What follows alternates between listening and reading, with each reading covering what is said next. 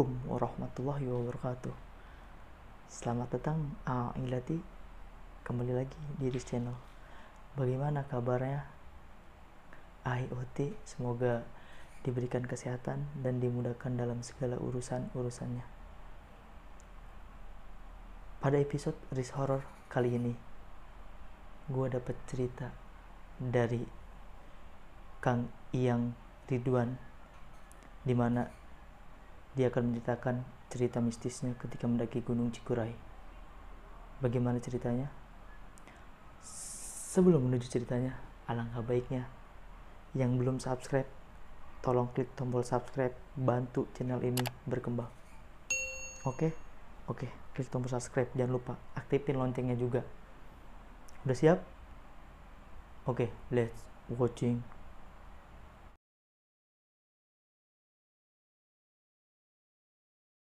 Gua dan temen gua Oji ingin melakukan pendakian ke 3 gunung yang berada di Garut, yakni Papandayan, Guntur, Cikuray, atau biasa disebut pendakian Paguci, dalam waktu kurang lebih 1 minggu. Di situ kami memilih tanggal 19 Juni untuk memulai pendakian. Singkat cerita, gua menunggu Oji pada tanggal 19 Juni di rumah kakek gua yang berada di Garut. Oji berangkat dari Bandung seorang diri. Setelah sholat subuh sampai Garut sekitar jam 8. Kami bertemu dan mengurus logistik serta barang-barang yang harus dibawa. Di situ kami sempat berdebat gunung mana yang akan kami daki. Akhirnya dengan segala pertimbangan kami mendaki Gunung Papandayan yang pertama. Singkat cerita, Gunung Papandayan telah kami daki, alhamdulillah lancar-lancar saja, dan kami langsung berangkat menuju Guntur. Singkat cerita, Gunung Guntur telah kami daki, alhamdulillah lancar-lancar juga. Setelah habis dari Guntur, niat awal kami langsung menuju Cikuray. Tetapi di tengah jalan, gua jatuh dari motor. Kaki gua dua-duanya kram, dan akhirnya kami istirahat dulu di dekat ruko yang berada di pinggir jalan tempat gua jatuh. Kurang lebih selama 40 menit kami istirahat, dan akhirnya gua memutuskan untuk pulang ke rumah kakek gua dulu. Untungnya rumah kakek gua berada di kaki gunung Cikuray. Akhirnya singkat cerita kami sampai di rumah kakek. Sore harinya gua ke pasar untuk membeli logistik ketika esok hari untuk mendaki Gunung Cikuray.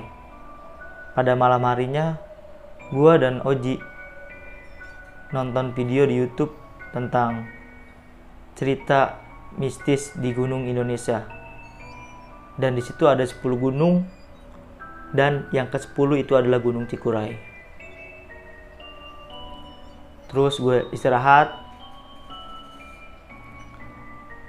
bangun subuh-subuh, mempersiapkan semua logistik, semua barang-barang yang harus dibawa. Kami berangkat setelah sholat subuh ke Desa Cilawu, base camp Kiara Janggot atau Kiara Jenggot. Di situ kami sampai sekitar jam 8. Kami ngobrol-ngobrol sama para petugas, bincang-bincang santai, kami ngopi, kami sarapan di situ dan mengurus perizinan pendaftaran. Di situ juga ada 2 rombongan. Yang pertama itu rombongan sekolah yang berdiri dari 5 orang, dan rombongan kakak beradik yang berdiri 2 orang, cewek cowok. Rombongan yang kakak beradik itu berangkat duluan. Terus disusul rombongan yang anak sekolah. Akhirnya jam 9 tepat kami mendaki Gunung Cikuray. Pos 1 kami lewati dengan aman. Akhirnya sampai di pos 2. Nah, di pos 2 ini kami bertemu rombongan yang tadi duluan, dikarenakan di pos 2 itu adalah sumber mata air. Jadi gua mengisi air dulu di situ yang banyak untuk persediaan hingga esok hari. Akhirnya gua melanjutkan perjalanan duluan daripada dua rombongan yang terlebih dahulu tadi. Melewati pos 3 masih aman-aman saja, pos 4 masih aman-aman saja. Pas di pos 5 menuju ke pos 7, temen gua Oji bilang ke gua, bawa musik box kan? Gua jawab, iya bawa. Kenapa emang? Setel murotal Si Oji di situ minta nyetel murotal. Akhirnya gue setel. Gue masih inget itu surat Al-Kahfi. Terus sampai pos 6. Nah di pos 6 ini gue merasa seperti ada yang aneh, karena gue dan temen gue itu tidak melihat atau tidak bertemu bersama pendaki yang turun ataupun yang naik. Ya entah itu hanya sugesti gua yang dikarenakan malam harinya setelah menonton cerita mistis di Gunung Cikuray, atau halusinasi saja. Akhirnya singkat cerita sampai di pos 7, kami mencari tempat untuk mendirikan tenda, dan di pos 7 itu ramai pendaki yang lain.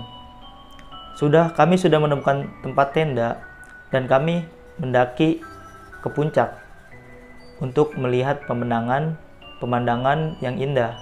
Akhirnya kami turun lagi.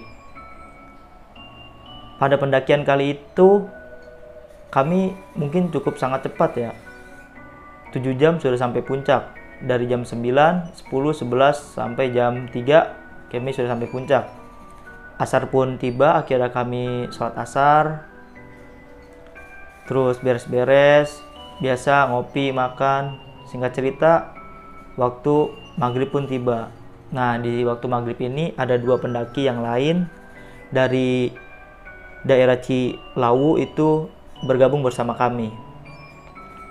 Kami ngobrol-ngobrol ngarol ngidul, ngobrol-ngobrol tentang pengalaman pendakian, sharing-sharing cerita satu sama lain.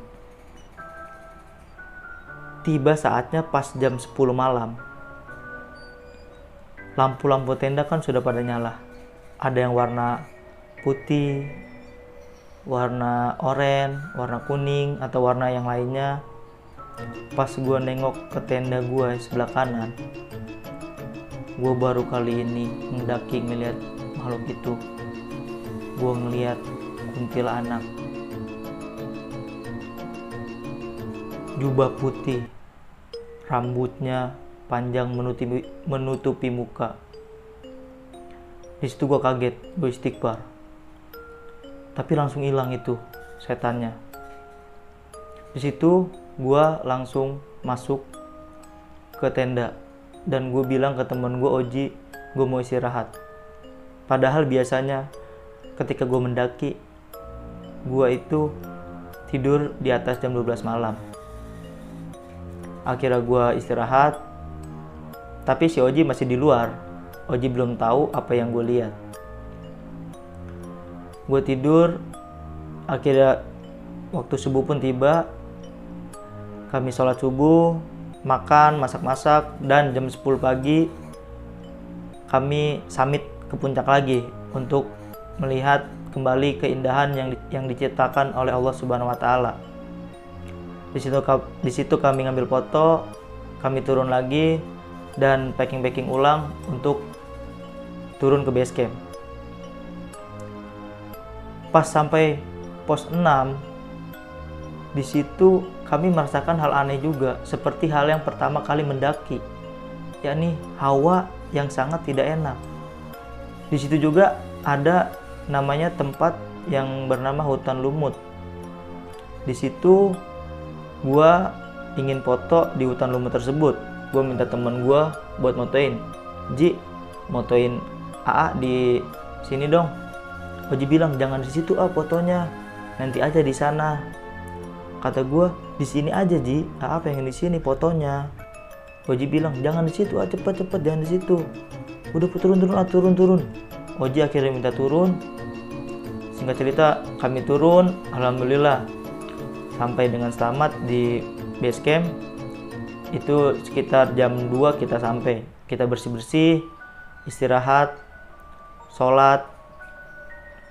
Nah, nggak lama itu ada 2 rombongan yang awal kita mendaki itu turun juga. Kita ketemu, dia cerita katanya dia bermalam di pos 5.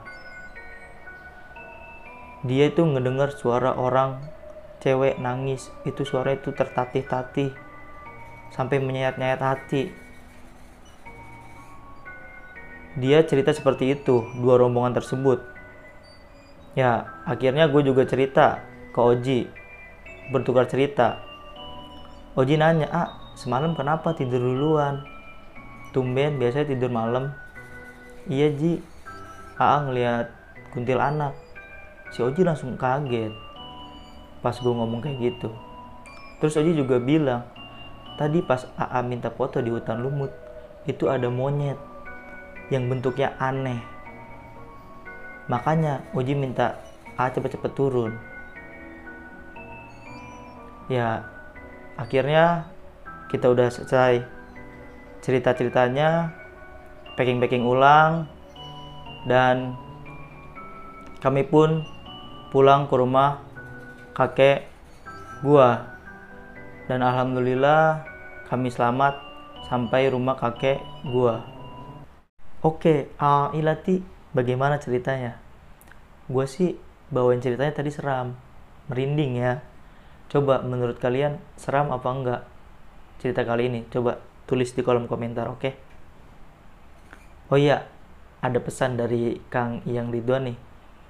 Kalau kita mendaki gunung, kita harus selalu mengingat Allah Subhanahu wa Ta'ala dan menjaga adat istiadat di daerah tersebut. Dan kita mendaki gunung itu untuk tadabbur alam atau mensyukuri nikmatnya Allah Subhanahu wa Ta'ala. Dan juga satu lagi, Gunung Guntur itu sekarang adalah cagar alam, jadi dilarang didaki. Kemarin Kang Iyang dan temennya itu tidak tahu bahwa Gunung Guntur cagar alam. Akhirnya mereka datang, pas di pos pendaftaran itu diberitahu bahwa sebenarnya Gunung Guntur sudah tidak boleh didaki. Jadi bagi teman-teman yang mau mendaki Gunung Guntur, mohon cari info lagi, boleh didaki atau tidak. Yang tahu Gunung Guntur boleh didaki atau tidak, coba tulis di kolom komentar, oke? Oke, buat teman-teman atau ahli uti yang punya pengalaman mistis, entah itu di pendakian atau pengalaman mistis yang tidak bisa dilupakan, coba kirim ke Instagram gua di DM, oke? Nanti bakal gua angkat ceritanya. Kurang lebihnya mohon maaf. Selalu support channel ini, klik tombol subscribe, jangan lupa like, komen, dan share video ini. Wassalamualaikum warahmatullahi wabarakatuh.